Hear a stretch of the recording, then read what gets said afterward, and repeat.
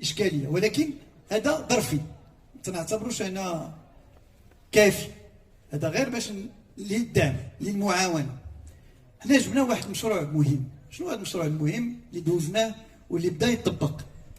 وهو انه درنا واحد الميثاق جديد ديال الاستثمار، اي ان المستثمر انه غيبدا يتوصل بالدعم من طرف الدوله الى جا استثمار في بلادنا، كان مغربي او اجنبي. بحال قبل كانوا تنعطيو غير الاجنبي، دابا تنعطيو حتى المغاربه، حتى هما غيستافدوا من الدعم.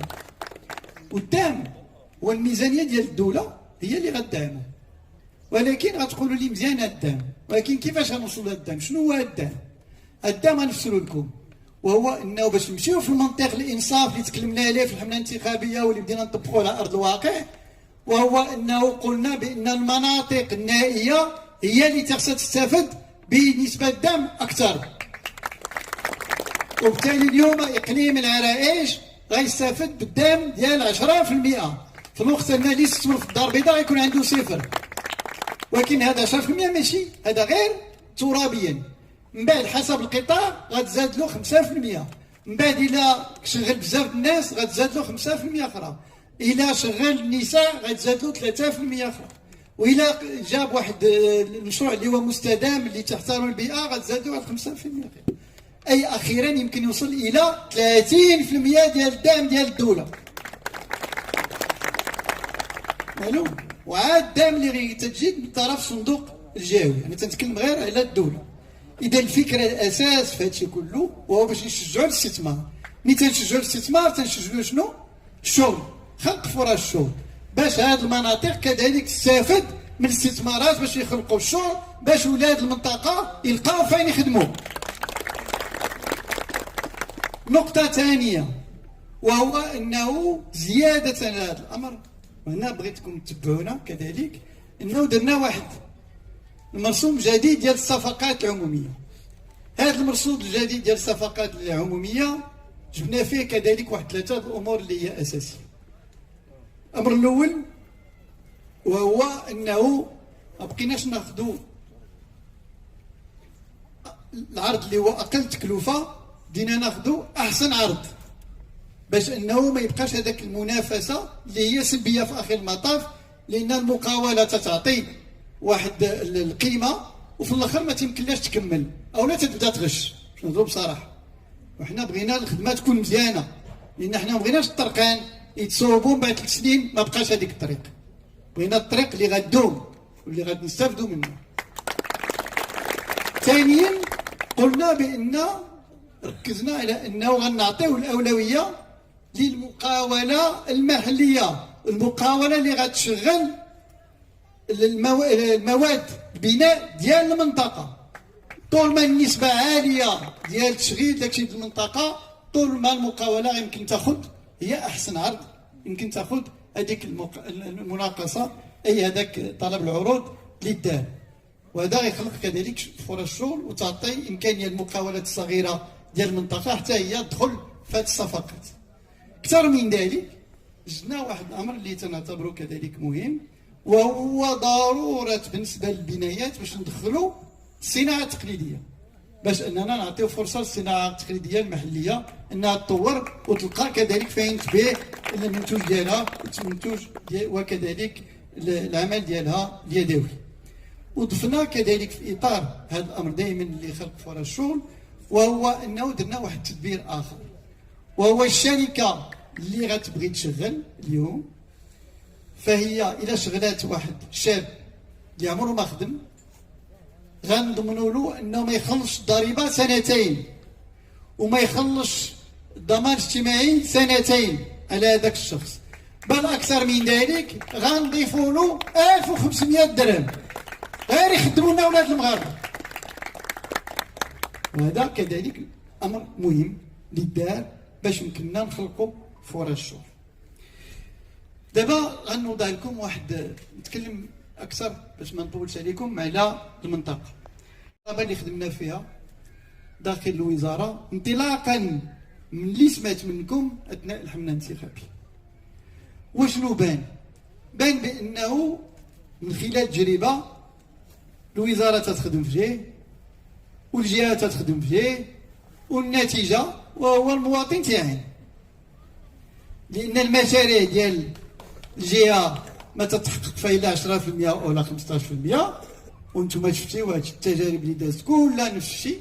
ماشي ما كانت مشاريع وكانت امكانيات، ولكن ما كانش الفعاليه مشتى.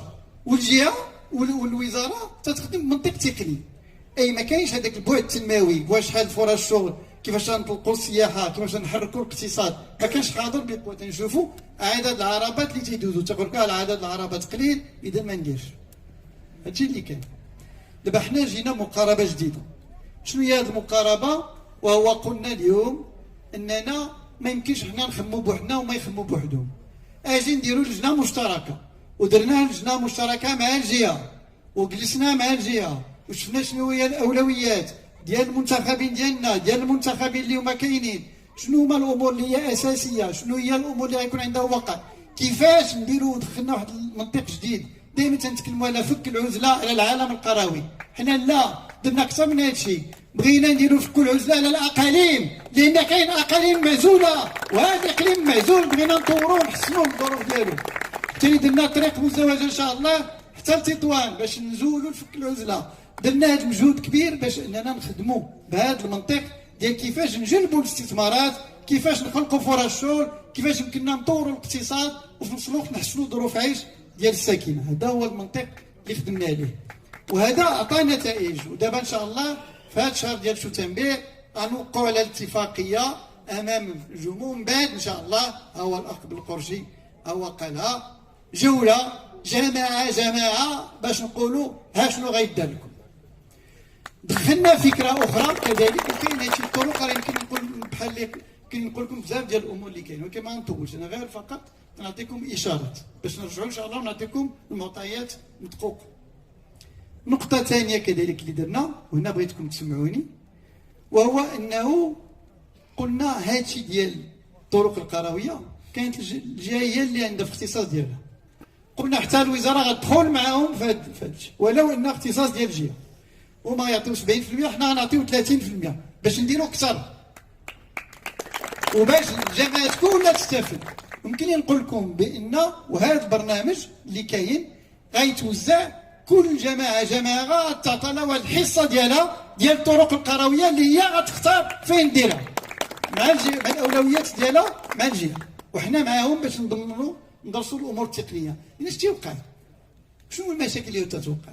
تيوقع انه تجي تنقولوا هاد الطريق مزيانه، ها شحال خصنا نديروا فيها، التكلفه ديالها، التكلفه ما تكونش دارت بكيفيه مضبوطه، تيجي تتفوت تكلفه ما تلقاوش كيفاش نكملوا، ما تدارش الطريق.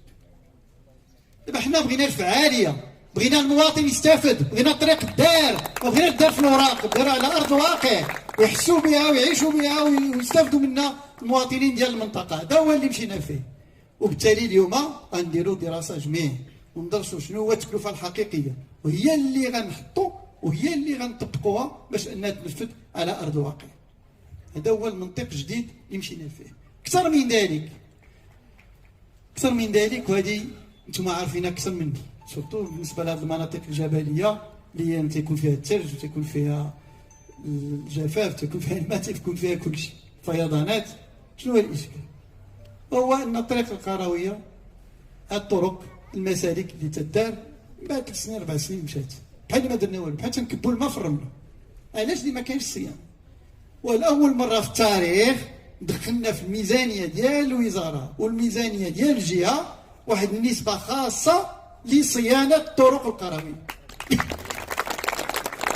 باش تكون استفاده حقيقيه، وباش تكون دينومه ديال هذه الطرق، وباش انه حقيقه نحسوا بان وقع واحد التحول كبير في هذا الاطار. انا باش نتكلم على الطرق بغيت نضيف كذلك زياده على هادشي كله تكلمنا على الطرق القرويه. درنا اتفاقيه مع كذلك مجموعه الخير على اساس انه غندعموهم باش يمكنوا يديروا الطرق ويساعدوا. دابا انتم عارفين اش تيوقع، واحد الطريق صغيره هي تتحفر تتبقى. دابا على ما خرج البيدجي على ما تقاد مشات الطريق. دابا يمكن يدخل سريع عنده المواكن، حنا عندنا الاليات، عندنا الناس نتعاونوا معاه، نقولوا الغازول كاين خدم. هادشي اللي كاين. باش يكون تدخل سريع زياده على اللي غيتبرمج في هذا الاطار. وهذا تيدخل في اطار ديال العمل اللي بغينا كيفاش يمكننا نرفعوا من هذا الاقليم، وكيفاش اننا نحلوا الاشكاليات ديال العديد. رانا يوميا الاخ تنتوصلوا تنشكروا الاخ رئيس ديال زاروره والاخوان كذلك الرؤساء اللي تيجيو عندي تيجيو المطالب وداك الشيء باش يمكننا نبرمجوها ونشوفوا كيفاش يمكننا نحلوا اشكاليات في هذا الاطار. وغير اليوم حنا عطينا انطلاقه او تبعنا الاشغال ديال العديد من الطرق اللي هي مهمه. الطريق ما بين العرائش وبني قرفط اللي تدوز من الرساله الشماليه، طريق ما بين دار لويس وعياشه، طريق ما بين جماعه تزروت وجماعه مولاي عبد السلام، طريق ديال مولاي عبد السلام اللي انتم شفتوها راه جالسين تنوسعوها ان شاء الله باش من هنا لشهر اكتوبر نوفمبر تكون جاهزه كامله 6 الامتار وقويه وتكون في المستوى العالي ان شاء الله. هذا كذلك من الامور اللي درنا الرهان عليها وطبقناه. عندنا الطريق ان شاء الله ديال طردان اللي المقاصه داز في هذا الشيء. عرفت كلشي كاين. راه هادشي اللي تنقول، راه هادشي اللي قلت. دابا نوصل انا نوصل دونك هادشي احنا درنا فيه. حتى بالنسبه عاد غيجي لا كوش الثاني الاخرى عاد غدوز غير كون هاني ان شاء الله. ولكن انا مزيان انا تسمع الجميع باش يمكننا نتقدم. عرفت الطريقه الرئيسيه ديال مركز الجماعه هذه الطريق كذلك ان شاء الله راه غنشفت معاهم باش نلقاو حل لهذا المشكل، لان عمليا الوزاره ما عندهاش الحق تدخل داخل الجماعه، ولكن بحكم انها طريقه رئيسيه غنشوفوا الكيفيه باش يمكننا نتعاونوا مع السيد الرئيس باش اننا نحلوا هذا الاشكال ديال الطريق. باغي نتكلم كذلك على الماء. الماء انتم عارفين بان عندنا جوج سدود في المنطقه اللي هما مهمه جدا، اللي هما عاد كملوا ولا سد خروفه وسد الخروب. وهادو على هاد شفت ديال سد الخروب ان شاء الله راه الامور عندنا واحد 55 مليون متر مكعب اللي كذلك يمكن الواحد يستافد منه باش نحميهم من الفيضانات من جهه. وعندنا السد ديال الخروفه اللي غتستافد منه الفلاحه ديال المناطق كلها، وهذا شيء مهم. وكان مطلب يمكن نقول لكم بين الاستاذ عباس الفاسي فهو من عمل جاهدا باش يدار هذاك السد، والحمد لله هو دار وغنستافدوا منه جميعا. وعندنا السد ديال عياشه كذلك اللي هو مبرمج واللي غينطلق حتى هو باش يمكننا نعزوا الماء بالنسبه للمنطقه. ولكن حنا ثلاثه امور اللي بغيت نقول لكم. اولا هاد مجموعه السدود مهمه ولكن ماشي كافيه، وحنا شفنا العديد من الدواوير تعاني من الاشكاليه ديال الماء، وبالتالي بدينا نديروا اثقال استكشافي. اليوم دشنا واحد الثقب اللي عطى الحمد لله واحد الصبيب مهم الحمد لله، وبالتالي هاد الدواوير كلها اللي تكلمت عليها غتستافد من هذاك الثقب ديالنا، وبالتالي الماء الشرب ان شاء الله غيوصل. بل اكثر من ذلك واحد البرنامج ديال ماشي فقط انه الماء يوصل للجميع بحال اللي قال الاخ بالقرشي، بغينا الربط المائي بالنسبه لكل الاسر. وبالتالي اليوم يمكن ندخل لكم كاين واحد البرنامج باش يوصل الى 90% ديال الاسر غيكون عندهم الربط المنزلي. اليوم على الصعيد الوطني كاين فقط 47% بالنسبه للعالم القروي. بالنسبه هنا وهذا الاقليم غنوصلوا 90% ان شاء الله. شفتوا بان تجاوزنا الانصاف. وفي نفس الوقت كذلك ضروري نتكلم على امر اللي هو مهم وهو الحمايه من الفيضانات، لان تنعرف بان شحال ديال الشورى تتعاني من هذا الاشكال، حتى هما غنديروا لهم كذلك برنامج خاص باش يمكننا نحميوهم من الفيضانات. باغي نتكلم على امر اخر، امر اللي هو مهم واللي هو ضروري نتكلم عليه، وهو انه حنا اليوم عندنا واحد المشروع كبير اللي غندافع عليه، باقي ما حققنا وكندافع عليه. هو انه كاين العديد من الجماعات الصاعده في الاقليم اللي بغينا نديروا لهم واحد البرنامج خاص لتطوير هاد الجماعات، من بينها جماعه بني عروس اللي حنا فيها اليوم. غتكون هي الاولى ديال الجماعات ان شاء الله اللي غتستافد من تاهيل ديال هذه الجماعه كجماعه صاعده. غنبداو بالماء وغنديروا لها تطهير. اليوم اتفقنا على هذا الامر اليوم، لان وهذا الحار تيدوز في وسط الجماعات غير مقبول، وبالتالي غنديروا تطهير حقيقي باش يستافد منه الجميع. وزياده على هذا الامر غنديروا لها كذلك الطرقان باش نقادوها، ونشوفوا كذلك من وزاره السكنه كيفاش تعاون باش نديروا اعاده التاهيل ديال هذه الجماعه الصاعده مع وزاره الداخليه. غنبداو بهذه الجماعه ونشوفوا الجماعات الاخرى كذلك الصاعده اخرى، لان بغينا حقيقه انه اليوم انه الكل، لان عارفين تنقولوا الجماعه راه في الواقع الدواوير كلها غتستافد، لان كلشي تيجي للسوق في الجماعه، تيجي يتقدى في الجماعه، تيجي يسوق قهوه في الجماعه، تيشوف الحباب ديالو هنا، اذا راه كلشي تيستافد.